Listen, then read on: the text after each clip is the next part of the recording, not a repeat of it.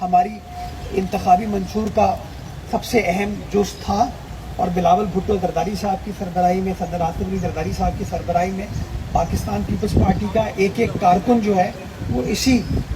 جد و جہد میں لگا رہے گا ہے کس طریقے سے عوام کے جو مسائل ہیں، جو درپیش مسائل ہیں، ان کو حل کیا جا سکے۔ تو انشاءاللہ یہ بہتری کا سفر، یہ جو بھلائی کا سفر کراچی شہر میں پاکستان پیپلز پارٹی کی قیادت میں سٹارٹ ہوا ہے،